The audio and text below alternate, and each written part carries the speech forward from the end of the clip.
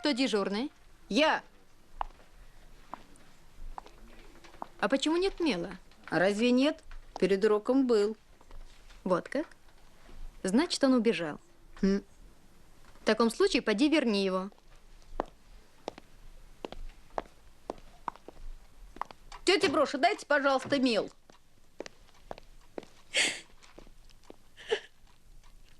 Что с вами, тетя Броша? Кто вас обидел? 20 лет прослужила. Слова худого не слышала. А теперь дурой старой назвали. Кто? Кто вас назвал? Спасибо и на том. Бог с ним. При чем тут Бог? Никто не имеет права оскорблять. Кто вас обругал? Юра обругал. Опоздал он. Ну, я ему и говорю. Мне не велено пускать. Иди к директору, говорю. Он мне старый дура говорит. Итак, Китов, что ты должен доказать? Равенство углов. Я должен доказать равенство углов в равнобедренном треугольнике. Доказывай.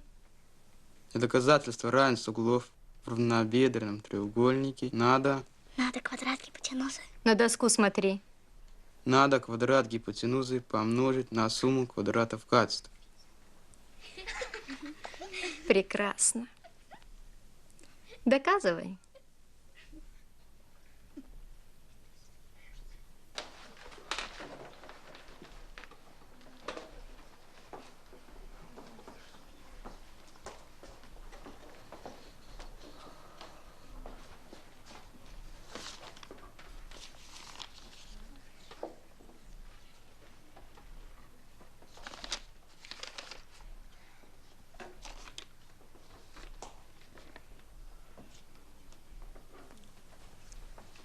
Нужно устроить показательный суд. Шурка будет за прокурора.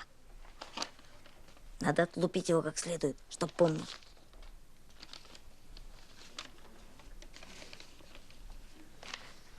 Поляков?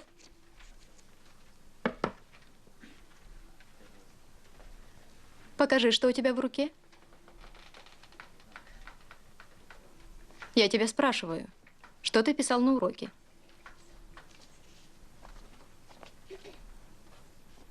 Оставь класс.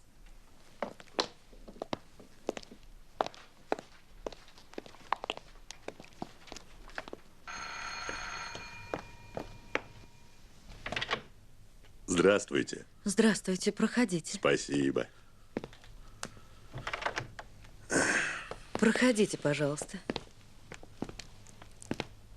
Садитесь. Спасибо.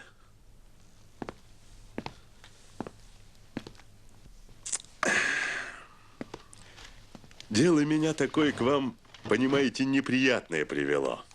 Да, я вас слушаю. Беда с ребятишками, сами знаете.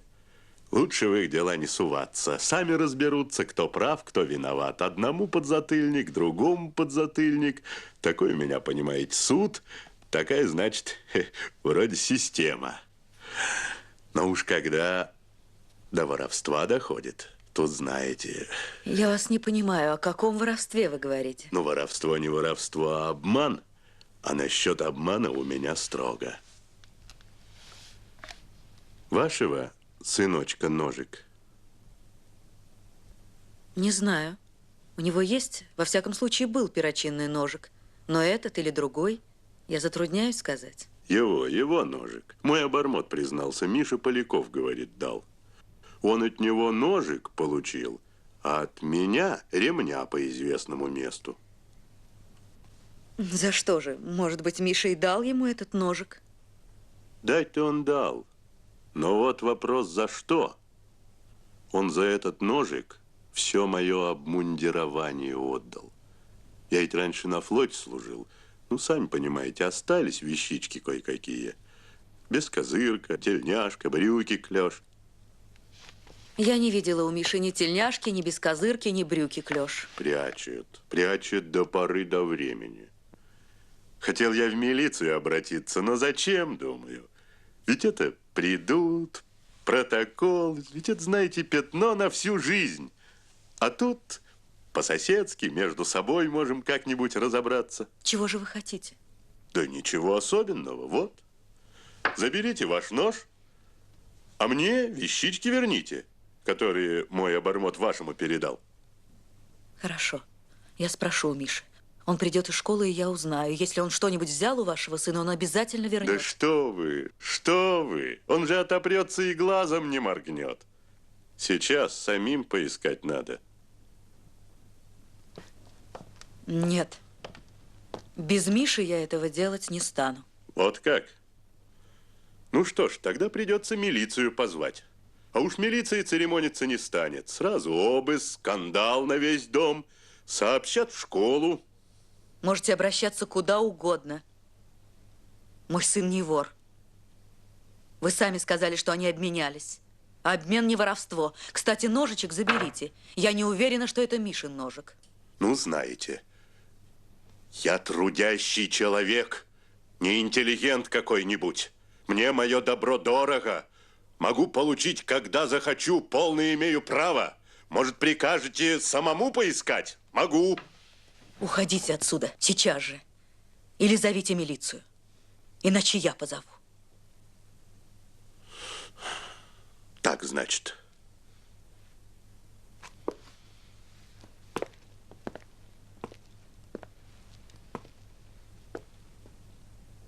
Зря.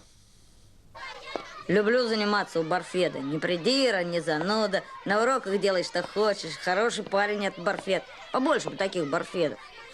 Преподавателя рисования зовут не Барфед, а Борис Федотович. Повтори. Борис Федотович. Борис Федотович Романенко. Повтори. Борис Федотович Романенко. Вот так, и ты запомни это.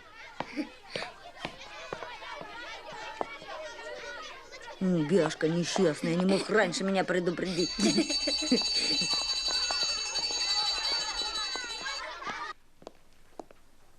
Холодное оружие? Интересуешься? Да. Я тоже. У меня небольшая, но любопытная коллекция. Можешь посмотреть, если хочешь. Спасибо. Очень хочу. Но при одном условии. Если ты в классе будешь смотреть на натуру, а не в книгу. Хорошо, Борис Федотович.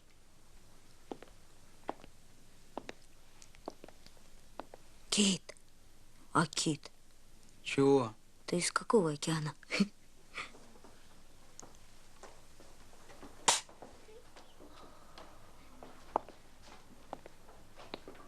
Следует уловить пропорции. Вам, Китов, нужно больше интересоваться живописью, развивать художественный вкус, а вы ничем не интересуетесь. Ну-ка, назовите мне великих художников, которых вы знаете. Ну, что же вы молчите? Ведь вы были с классом в Третьяковской галерее. Вспомните? Репин. Репин. Правильно, Репин. А какие картины Репина вы помните? Иван Грозный убивает своего сына. Иван Грозный убивает своего сына. А еще какие картины, каких художников вы помните? Романенко нарисовал лошадь. Романенко нарисовал лошадь. Что? Что вы сказали?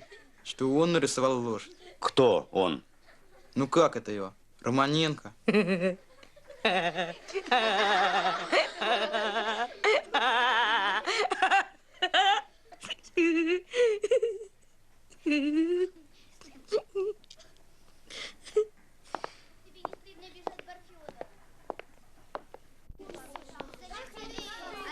Я думал, Барфет. Ну и Барфет. Думал. Я просто так сказал, а ты как попугай повторяешь. Привык на подсказках выезжать. Не выдавай. Попался, так выкручивайся.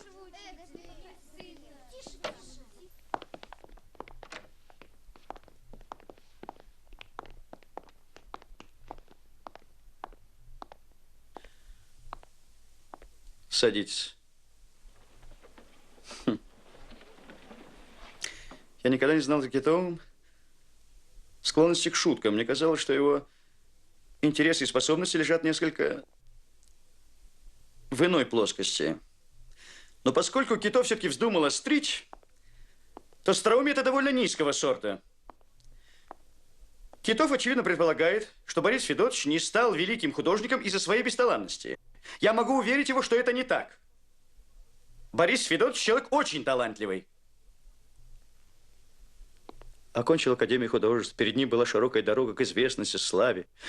То есть к тому, что, по мнению Китова, только и достойно уважения, а Борис Федотович стал учителем рисования. То есть тем, что, по мнению Китова, уважения недостойно и может служить предметом его глупых шуток.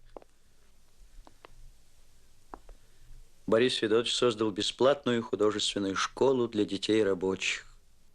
Он искал способных ребят, привлекал их в школу и учил. Это заставило его сделать пример собственной жизни. Жизни человека из народа, перетерпевшего огромные лишения, чтобы заниматься искусством. Потому что искусством в то время могли заниматься только очень богатые, обеспеченные люди. Вот на что ушла жизнь Бориса Федотовича Романенко. Да, нужно было изменить весь строй, создать общество, обеспечивающее каждому человеку развитие его способностей. Это и сделала революция. И все же, оценивая жизнь Бориса Федотовича Романенко, мы говорим, что такой жизнью можно гордиться. Ей руководила чистая и благородная цель.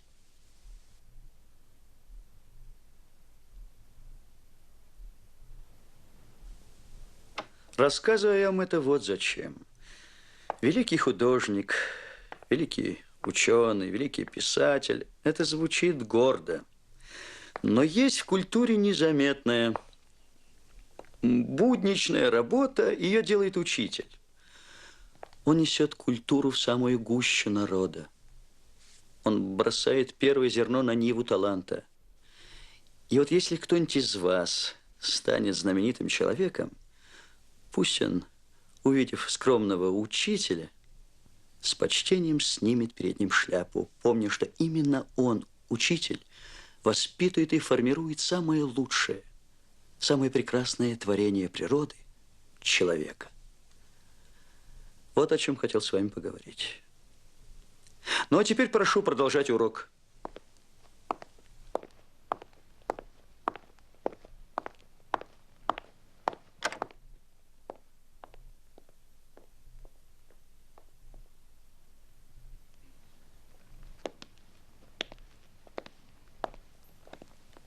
Борис Федотович, извините меня, это я подсказал Китову.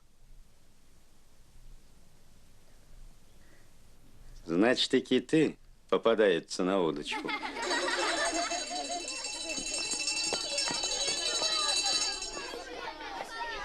Ты зачем тетю Брошу обругал? Тебе какое дело? Что ты на меня так смотришь?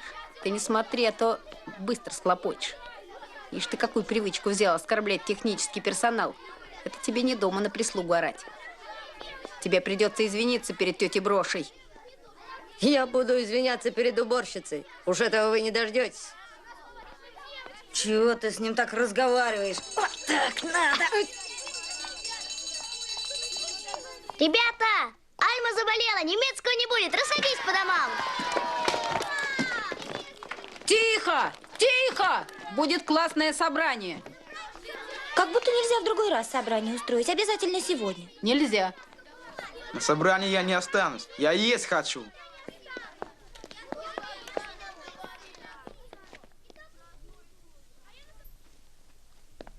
Обсуждаем вопрос о Юре. Слово имеет Геннадий Петров. Юра опозорил наш класс, он назвал тетю Брошу старой дурой. Это безобразие. Теперь не царский режим. Небось, Алексей Иванович он так не назовет, побоится. А тетя Броша простая уборщица. Вообще, пора прекратить эти барские замашки. Юра скаут, а скауты заодно с буржуями. Предлагаю исключить Юру из школы. Юра индивидуалист. Он отделяется от коллектива. Он написал в своей анкете, что хочет быть похожим на Печорина. Но Печорин эгоист. Губит Беллу, обманывает Мэри, высокомерно относится к Максиму Максимовичу. Печорин прямо говорит, какое мне дело до бедствий и радостей человеческих. И если мы все будем подражать Печорину и думать только о себе, то все люди передерутся. Юра должен извиниться перед тетей Брошей, а исключать его из школы – слишком суровое наказание.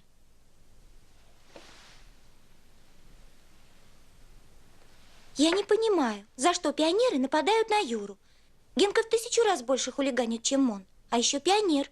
Я считаю, что прежде всего нужно выслушать Юру. А я в скаутах больше не состою. Если Генка не знает, пусть не говорит. Я принципиально не согласен с тем, что закрывают вешалку. Это ограничивает нашу свободу. А извиняться я не буду. Не намерен унижаться перед каждой уборщицей. Вы можете постановлять все, что вам угодно. Мне это глубоко безразлично. Товарищи, инцидент с тетей Брошей надо рассматривать гораздо глубже. Что мы имеем? Мы имеем 2 факта. Первый – оскорбление женщины, что совершенно недопустимо. А второй факт – употребление слова «дура». Такие слова, товарищи, засоряют наш язык. Наш великий, могучий, прекрасный язык, как сказал Некрасов. Не Некрасов, а Тургенев. Вообще-то они вместе сказали. Но Некрасов все же немного раньше.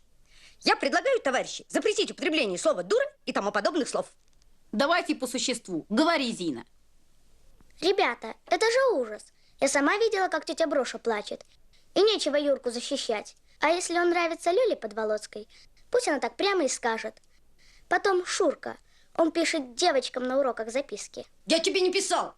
Поэтому она и злится, что не писал. Ты мне не писал, зато Лёле Подволоцкой писал. Потом Генка. Он всегда меня на уроках расхохатывает.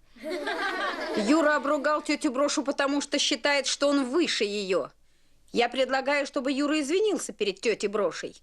Если он не согласится, то поставить этот вопрос вучком. Пусть решает вся школа.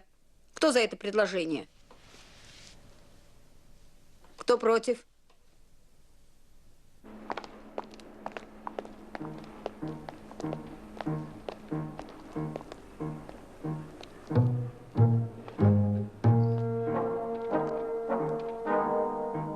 До завтра.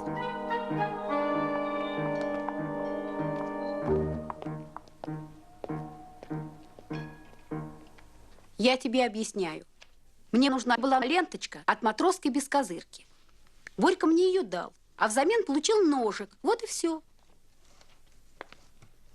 Но Филин сказал, что пропала не только ленточка от бескозырки, но и бескозырка, и тельняшка, и брюки. Я не знаю, что у него пропало. Пусть спрашивает у своего Борьки. Филин приходил не случайно, и его приход меня очень тревожит. Я чувствую какую-то опасность для тебя. Тем более, что ты что-то скрываешь от меня. Зачем тебе понадобилась эта ленточка? Понадобилось. Когда Филин ушел, я вышла в магазин. И на улице опять встретила его. Он стоял с высоким человеком очень неприятного вида и что-то говорил ему. И я убеждена, что он передавал ему наш разговор. Я хотел по этой ленточке узнать, служил ли Филин на линкоре императрица Мария. И оказалось, что служил.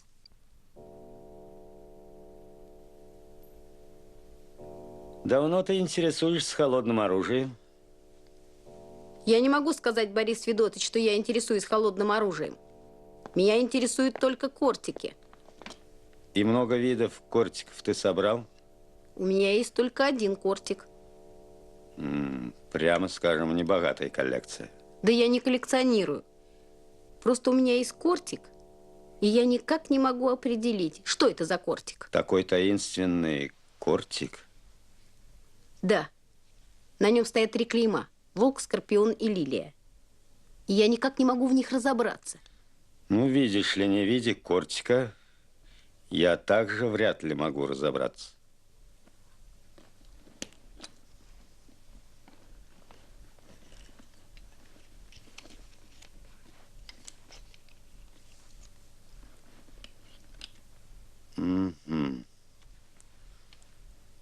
Волк.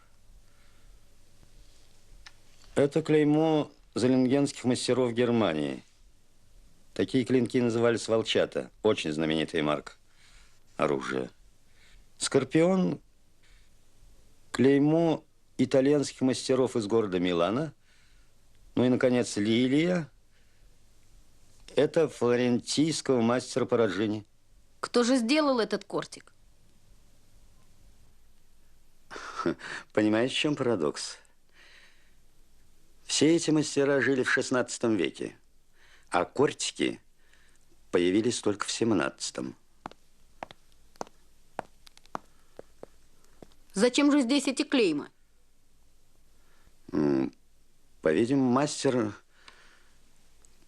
который изготовил этот клинок, хотел показать, что его марка самая знаменитая. Безвестные мастера прибегали к таким трюкам. Значит, по этим клеймам ничего нельзя узнать? По-видимому, нельзя.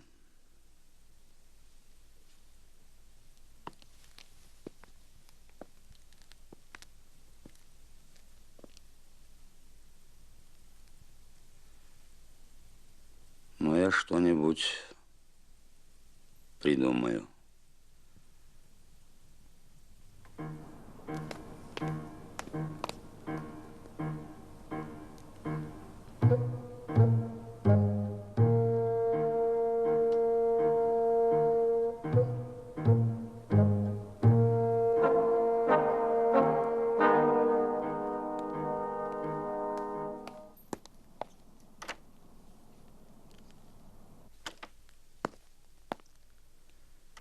Вернулся? Да, я еще посижу у вас. Я могу определенно сказать, что этот кортик изготовлен в России русским мастером. Это видно по материалу подделки. Ну, волк, скорпион и лилии только запутают дело. Это русский кортик. Но какой? В России было 3 образца кортиков. Морской кортик, 4-гранный. А твой 3-гранный это уже не подходит. Кортик егерей. Он гораздо длиннее, чем твой. Значит, тоже не подходит. А вот такие кортики носили полковые оружейные мастера при императрице Анне Иоанновне. Значит, твой кортик мог носить оружейный мастер времен Анны Иоанновны. Да, но мне это ничего не дает. А что ты, собственно, хочешь? Я хочу знать бывшего, вернее, последнего владельца этого кортика. Ну, последний владелец этого кортика, тот, от кого ты его получил. Да, я понимаю. Но ведь кортик непростой, на рукоятке змейка. Да, вижу, змейка.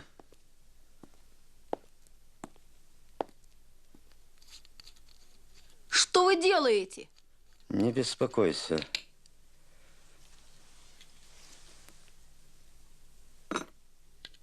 Видишь, какая-то зашифрованная надпись. Точки, черточки, кружочки. В рукоятки мечей вкладывались мощи святых, и рыцари перед боем прикладывались к ним. Отсюда и пошел обычай целовать оружие. Я слышал, что это литария. Но что это, я не знаю. Ну, литарея – это тайнопись, употреблявшаяся в древнерусской литературе.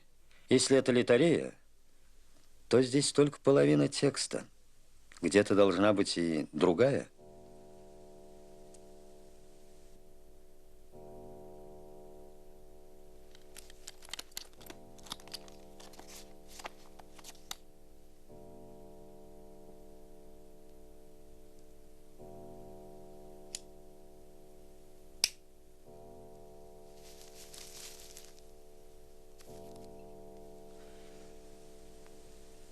Вот и получилась 10-значная литорея. Так, пиши.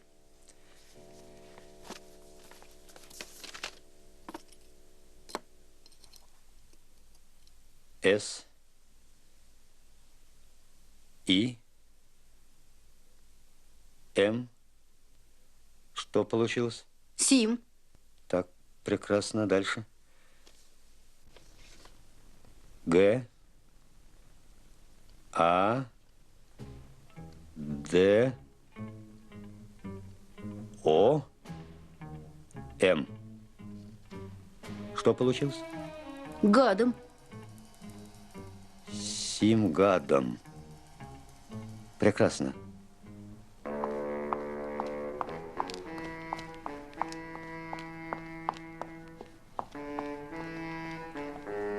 Вы не видели мальчика в коричневой куртке с красным галстуком?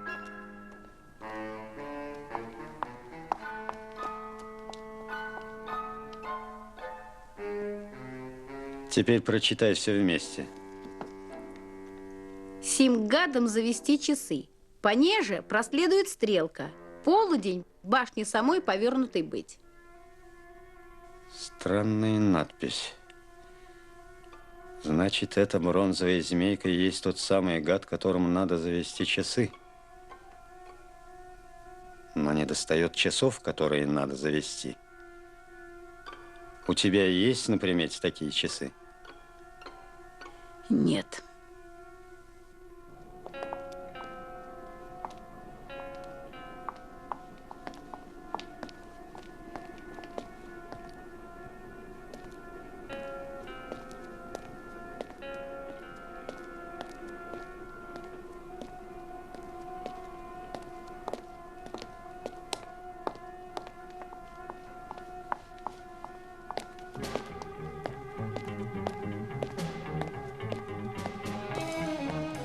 Многим смертный бой, но даже смерть, то и тогда никто нас, товарищи, не победит.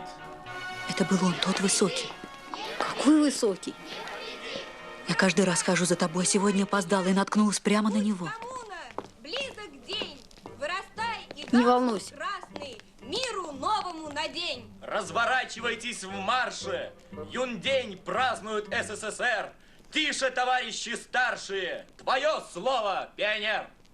Беспризорных детей, братья смрадного хлева, накормить и одеть! Эй! Левой! Левой! Левой! Левой! Левой! Левой!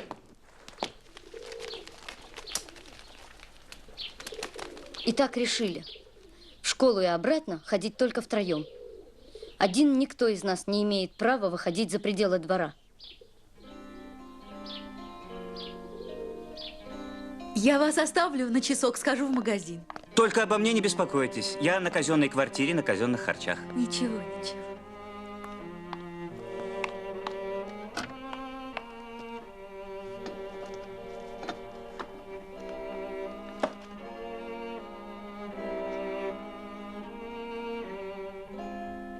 Я по этому вопросу кое-что узнал. Мне случайно попался морской сборник 1916 года. Здесь перечислены те, кто погиб при взрыве на линкоре «Императрица Мария». И какая штука вышла. При взрыве погибло очень много офицеров, я тебе про них рассказывал. Но по имени Владимир только 3. Иванов, мичман, Терентьев, капитан 3-го ранга, Неустроев, лейтенант. Но кого из них убил Никитский и кому принадлежал Кортик? Вот некрологи. Послушай, интересная штука. Трагическая смерть унесла В.В. Терентьева, выдающегося инженера российского флота.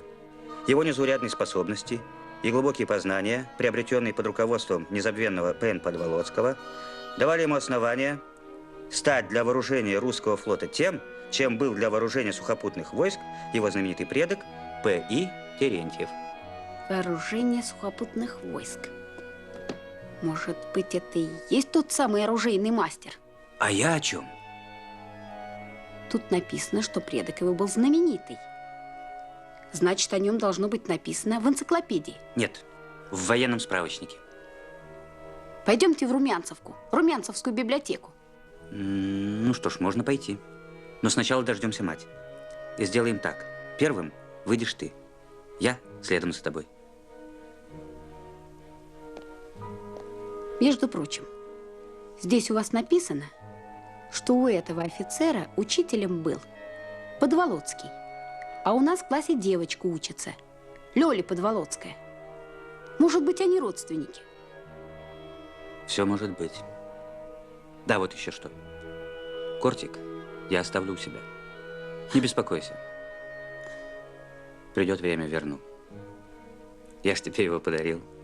Значит, он твой. Но пока что собирайся.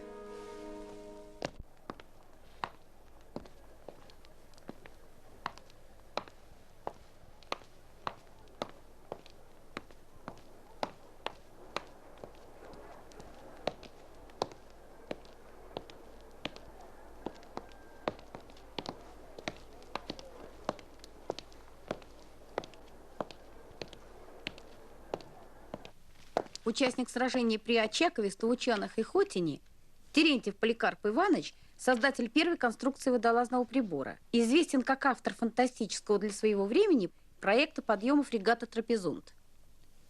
Вот видишь, пригодился твой оружейник. Слушай, Миша, у меня к тебе будет большая просьба. Вы с ребятами ни во что больше не вмешиваетесь. Остальное будут делать те, кому это положено делать. Добро? Добро. Мы достали ножны, провели серьезные исследования, все выяснили. А теперь, когда остается только взять клад, он забирает у тебя и ножны, и кортик. Тихо. Лёля! Лёля, скажи, пожалуйста, Подволоцкий, профессор морской академии, твой дедушка? Да, что? Видишь ли... Дедушка давным-давно умер, а жива только бабушка и тетя Соня. А они не знали дедушкиных учеников? Дедушка проводил лекции один, без бабушкиной помощи. Секретничаете? Да. Миша интересуется моими предками. Если они тебе так нужны, могу дать их адрес.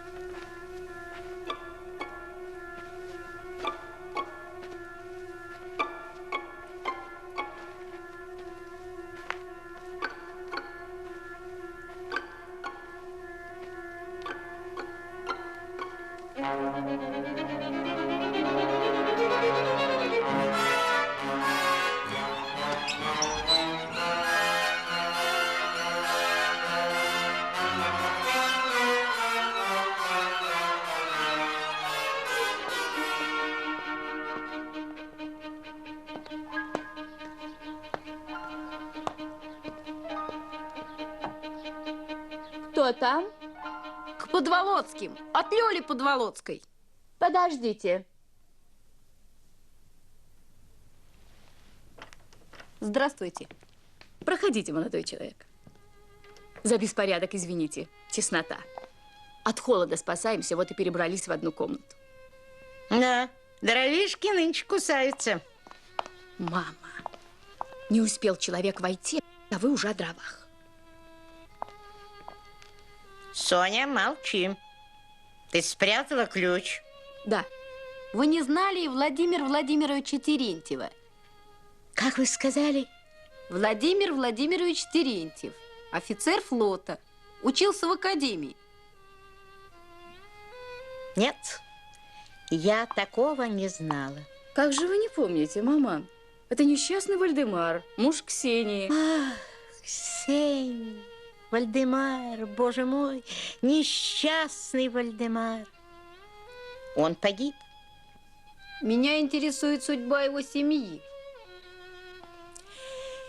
Я знала Вальдемара, давно это было. Ох, ну, это было очень давно.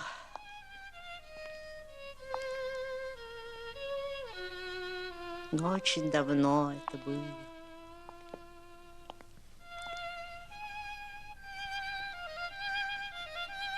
Как ее звали? Господи, дай Бог мне памяти. Ксения. Ксения Сигизмундовна. Простите, Сигизмундовна?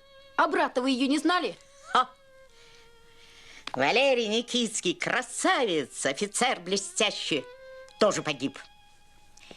Я его мамашу тоже знала, как это Мария Гавриловна, неприятная женщина. Но она, конечно, не была дворянкой, была из простых. Но теперь это в моде, простые. Я тебе должна сказать, странная семья. Какие-то привидения, тайны, кошмары какие-то. А где они теперь? Они жили в Петербурге? Ну, адреса я не знаю. Адрес можно узнать, ведь на письмах к папе есть обратный адрес. Но разве в таком хаосе что-нибудь найдешь?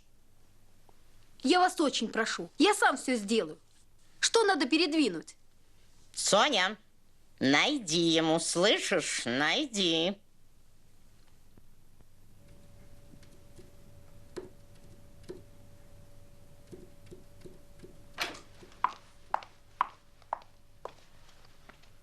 Слава, я уезжаю на концерт.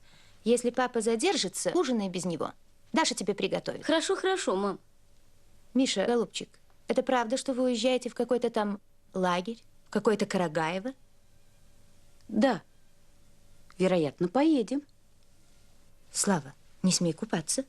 Тебе врачи запретили. Мам, в лагерь-то мы поедем летом, а не сейчас.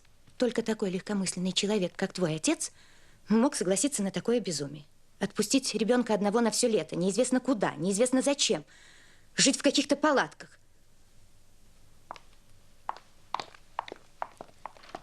Не смей там бегать босиком. Слушаюсь. Ладно, читаю снова. Его превосходительству Петру Николаевичу Подволоцкому. Так, обратный адрес от М.В. Терентьева. Санкт-Петербург, Мойка, дом С.С. Васильевой. Значит, адрес есть. Еще одна открытка от 12 декабря 1915 года.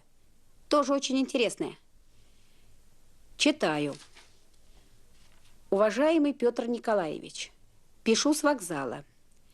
До поезда 30 минут. И я лишен возможности засвидетельствовать вам свое почтение лично.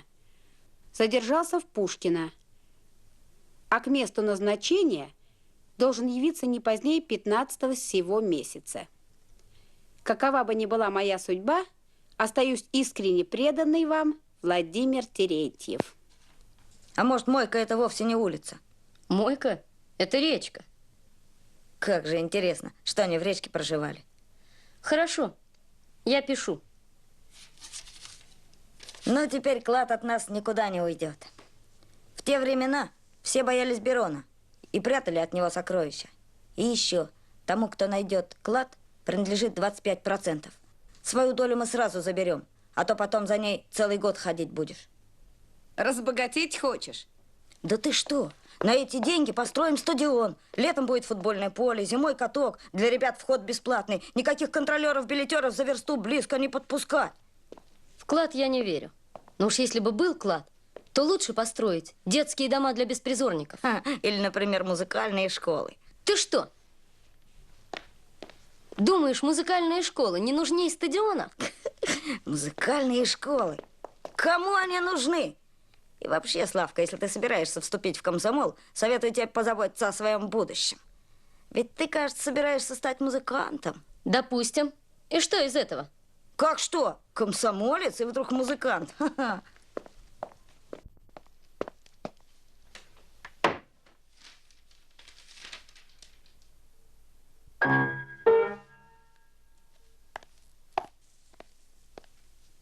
Что это за Паганини такой? Паганини? Это такой музыкант. Ему враги перед концертом оборвали струны на скрипке. Но он сыграл на одной струне. И никто этого не заметил.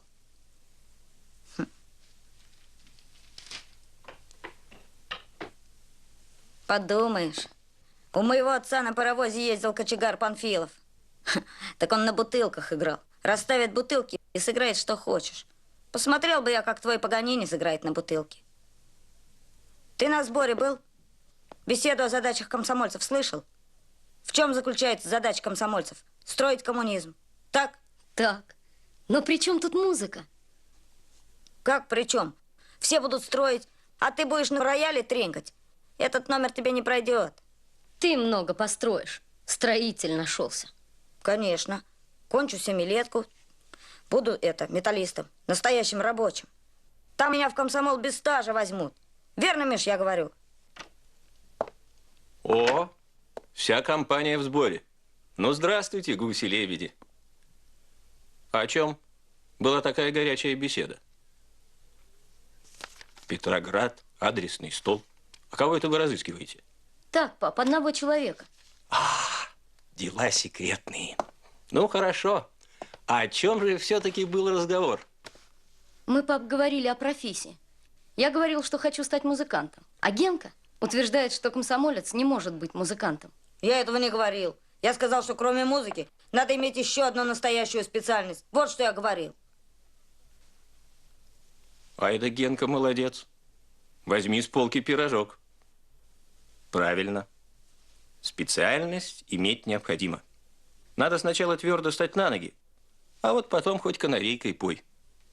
Вот Бородин. Был великий композитор, а сначала стал химиком. А музыка – это ремесло такое воздушное, неопределенное. Так что… А разве мало людей искусства прославили Россию? Чайковский, Глинка, Репин, Толстой. Ну, брат, ты хватил. Это же гиганты, титаны. Это же не каждому дано. А я согласен со Славой. Он будет музыкантом. А на его месте пусть учится кто-нибудь другой. Ну, не сговорится нам. Когда мне было 14 лет, мать все говорила, жалела меня. Как ты будешь пробиваться в жизни? Пробиваться? Слово-то какое? А ты говоришь, пусть на его месте учится кто-нибудь другой. А он этого другого и в глаза не видал. Ему важно, чтобы государство получило еще одного инженера. А разве это плохо? Почему плохо? Я говорю, что вы думаете иначе, чем мы думали в вашем возрасте. Да, Генка, разбили они нас. Почему нас? Вас, а не нас. Вот тена. Ты же только что был согласен с моей точкой зрения. Когда это было?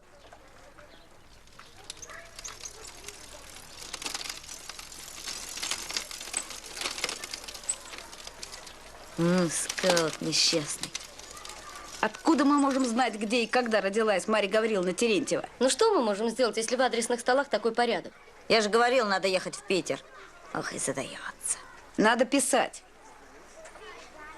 Опять писать. Да, опять. Написать секретарю комсомольской ячейки справочного бюро. Так, знаешь, повежливее ему написать, что спрашивать. Год рождения и место рождения – это бюрократизм. И его надо выжечь каленым железом. Разве вежливо требовать, чтобы выжгли каленым железом? Ну, хорошо, не каленым железом. Но про бюрократизм надо указать. Что им сложно съездить на мойку и все узнать?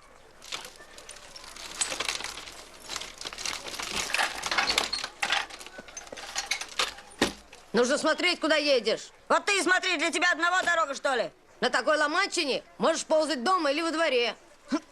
Ползать? А ну, Белый, покажи этому пижону. Да брось ты, Генка. Испугались? Вы на словах все храбрые, а на деле… Я испугался, да? Давай 2 круга. Молодец, Белый. Становитесь оба. Брось, Генка. Отстань. Брось! 1, 2, 3. А ну, Белый, даешь рекорд!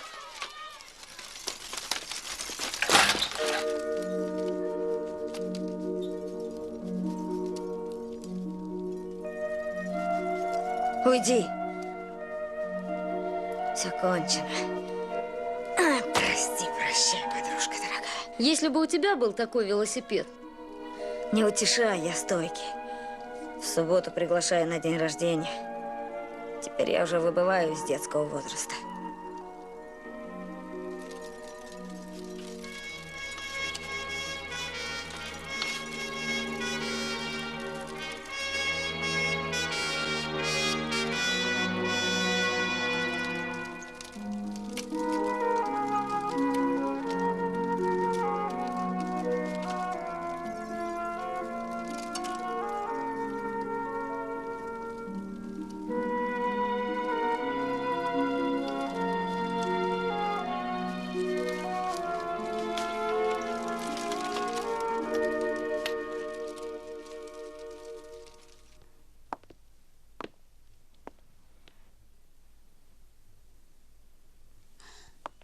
Ну, Генка, Вот это да!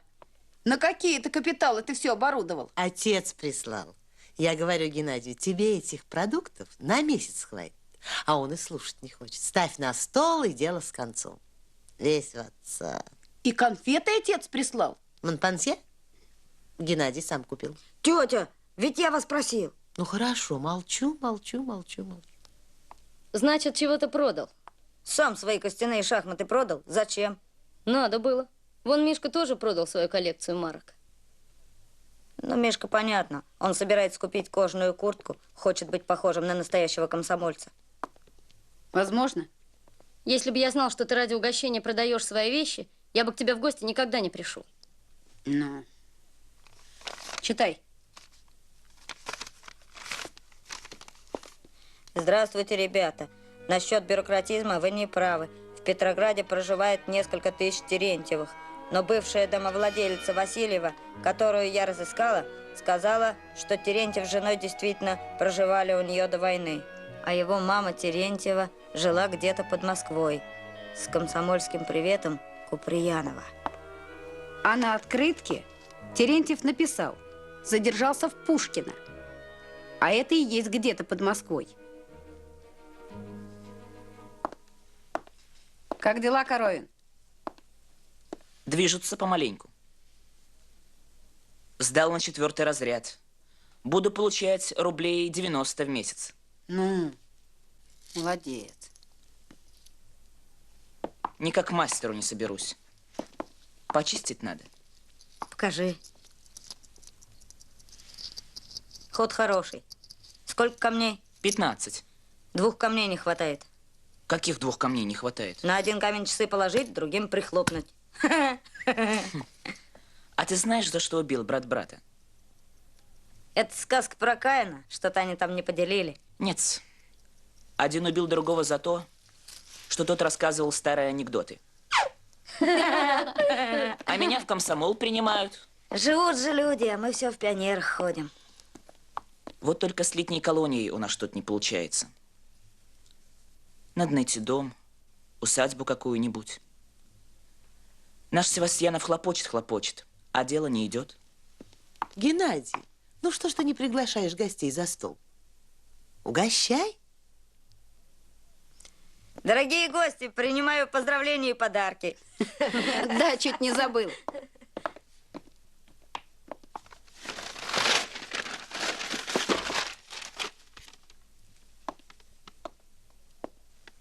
А где второе?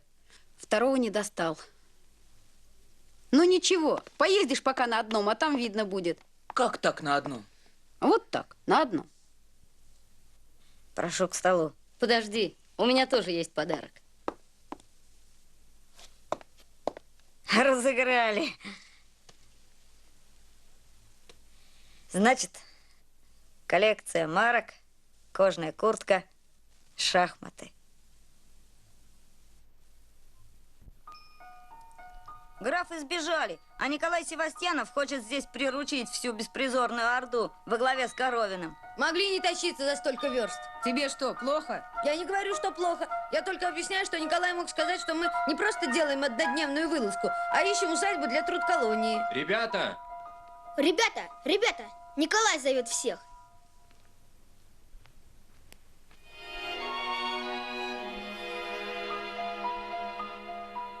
Как с усадьбой? Все растачено, запущено, разорено и неизвестно, кому принадлежит. Но самая большая трудность – это собрать сюда ребят. Зимой они живут в детдоме, а летом разбегаются. Вот я и думаю, предложить им провести лето в такой вот усадьбе. Правда, можно еще поискать. Ну что ж, мы сейчас с Коровиным сходим в деревню, а потом пора собираться и домой. Вы нас не ждите. Почему? Есть кое-какие дела. А, ну хорошо, как хотите. А мы?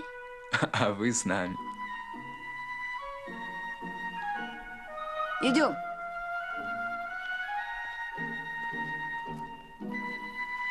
Сначала пойдем по этой улице, потом по другой.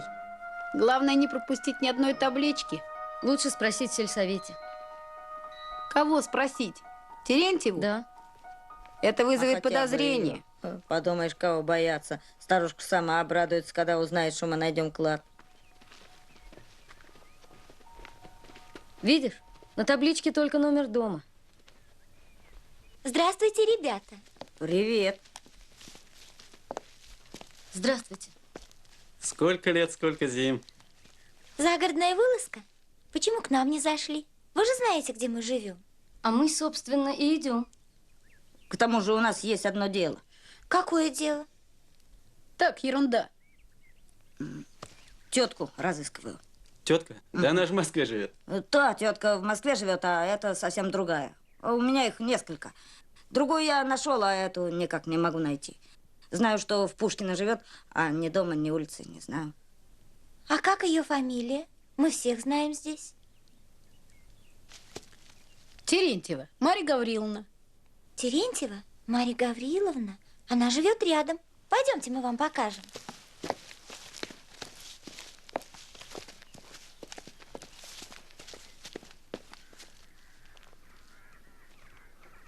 Это длинная история. Ведь она думает, что Генка умер, а он, оказывается, жив. Ее надо сначала подготовить. А то, если бухнуть ей так, то у нее от радости может случиться разрыв сердца. Здоровье у нее хрупкое. Мы с ней почти не знакомы. В общем-то, вы никому не говорите. И отцу своему, ладно? Папа умер. Извините. Я не знал, как же вы теперь? Одни живем, работаем 2+2, воздушный аттракцион. Вот здесь она живет. Что ты с одним поленом возишься? Полено какое-то суковатое. Никак его не разрубишь. Чёртово полено. Брось его, возьми другое. Полено упрямое, а я его еще упрямее. Посмотрим, кто кого переупрямит.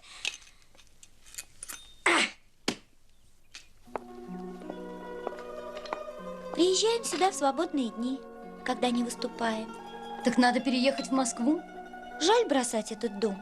Здесь жили папа и мама. Мы здесь будем всю неделю. Приезжайте к нам в гости.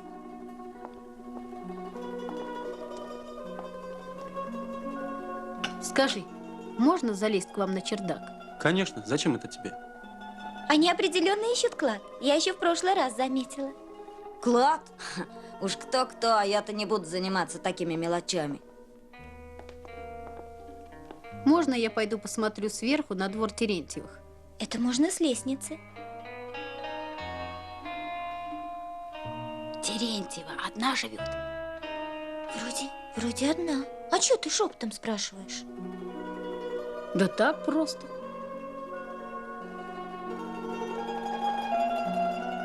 Эй, вы! Я думал, что вы замерзли.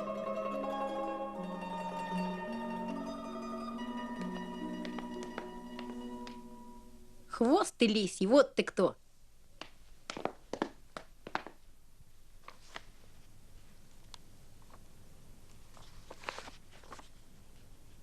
Марья Гавриловна, наш учитель по рисованию – страстный коллекционер холодного оружия.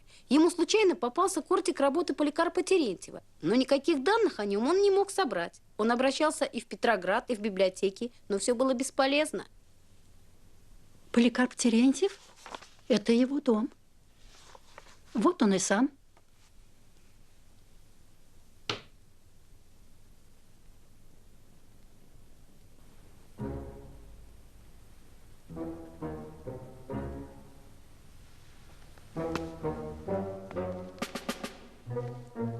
Валерий Сигизмундович, боже мой, вы так тихо вошли, я ничего не слышала. Валерий Сигизмундович – друг нашего бедного Владимира. Он теперь живет здесь. Добрый вечер. А это мальчик Миша из Москвы.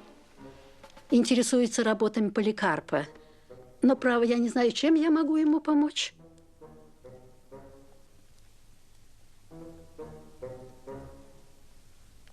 Откуда такая страсть к холодному оружию в столь раннем возрасте, молодой человек? Из Ревска.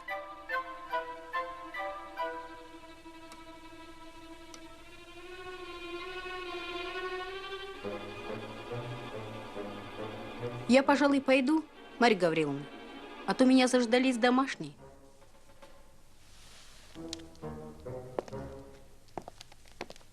Я провожу молодого человека, Марья Гавриловна. На улице темно. Это будет благородно с вашей стороны, Валерий Сигизмундович.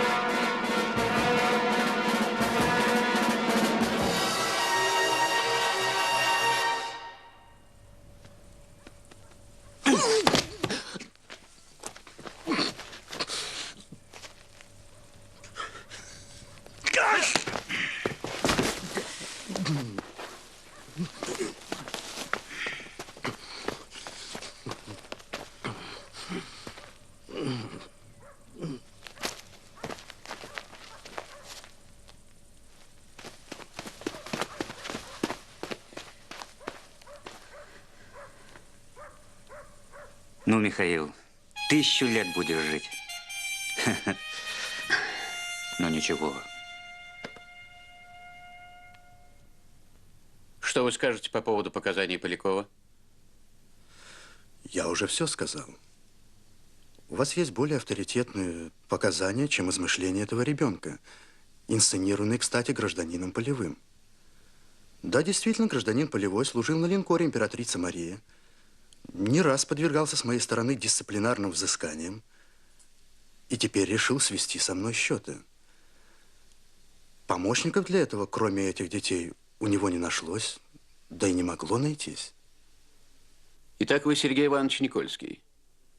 И вы проживали в доме Марии Гавриловны Терентьевой, как бывший товарищ ее сына Владимира Владимировича Терентьева, погибшего при взрыве линкора императрица Мария. Именно так. И я пытался его спасти, но безуспешно. Меня самого подобрал катер. Хорошо.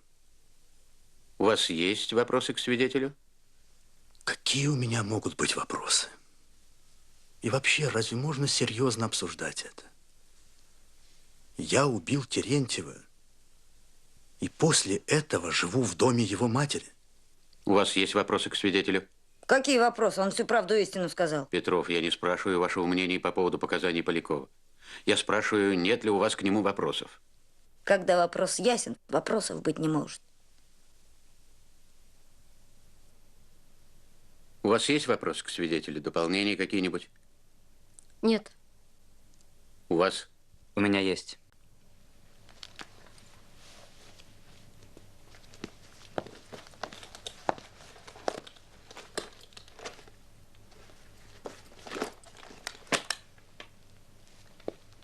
Разрешите? Пожалуйста.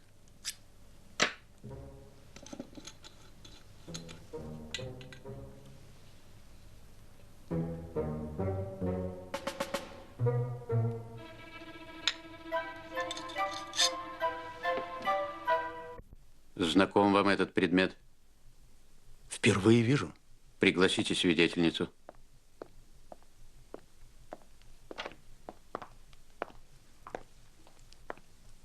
Здравствуйте. Здравствуйте. Садитесь, пожалуйста.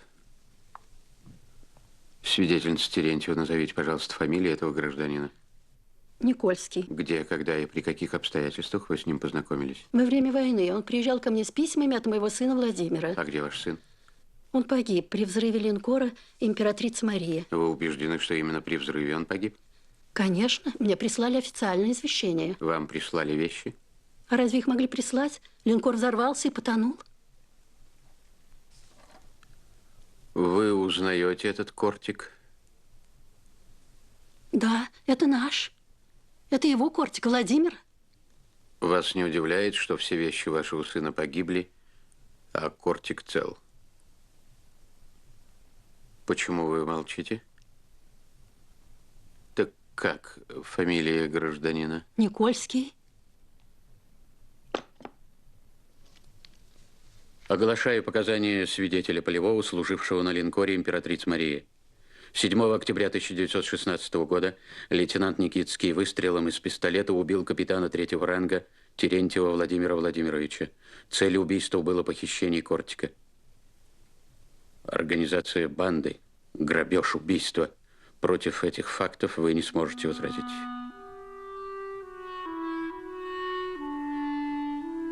Как вы могли?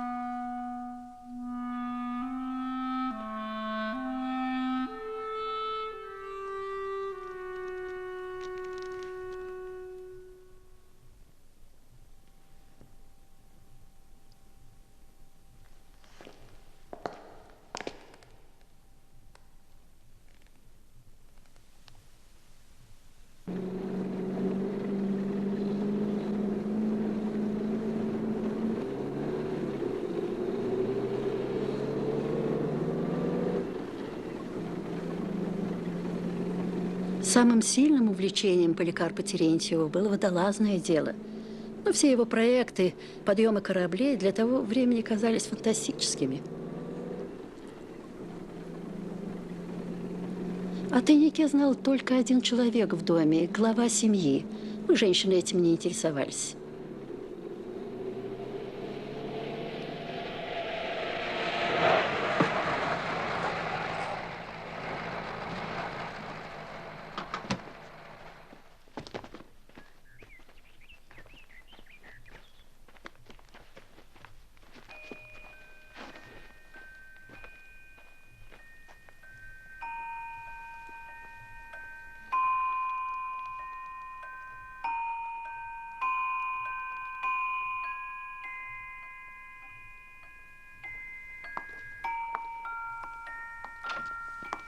Часов в доме много, но в каких из них тайник, я не знаю. По-видимому, в тех, которые были еще при Поликарпе Терентьеве. Почти все часы старинные и, вероятно, существовали еще в его времена. Но вот эти как будто бы сделаны или собраны самим Поликарпом.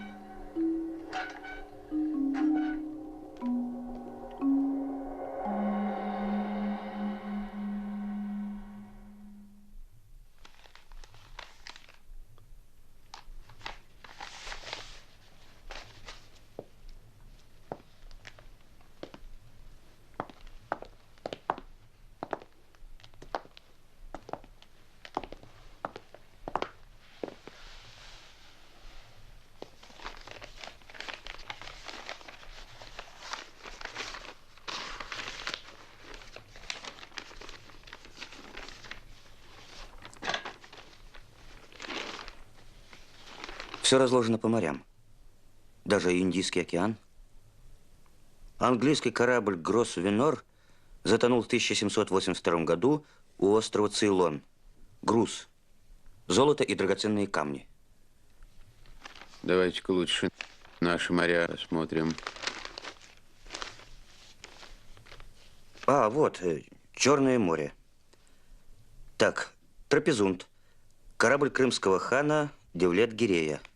Так, Черный принц затонул 24 ноября 1854 года в Балаклавской бухте, разбившись в шторм о прибрежные скалы. Груз 5 миллионов рублей золотом. Да тут целый список. Точные координаты места гибели. Да, для нашего судоподъема работ хватит. Будем поднимать корабли, ремонтировать их. И пусть плавают по морям, океанам. Ну, а если плавать не годятся, то золото и драгоценности пригодятся нашей молодой республике. Ну что ж, ребят, спасибо. И как говорится у вас в таких случаях, будьте готовы. Всегда готовы.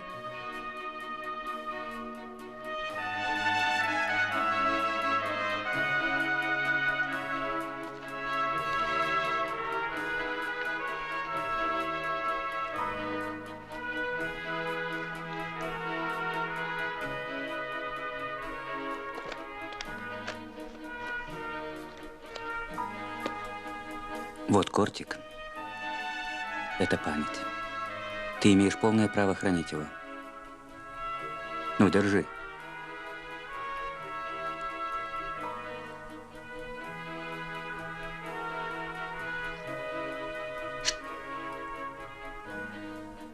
Вот так будет лучше.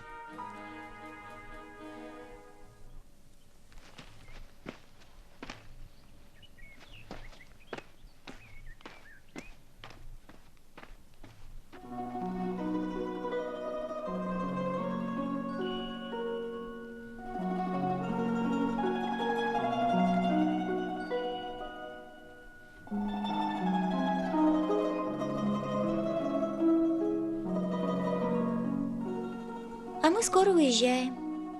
И надолго. По России на гастроли. Эй-эй, я вас ищу.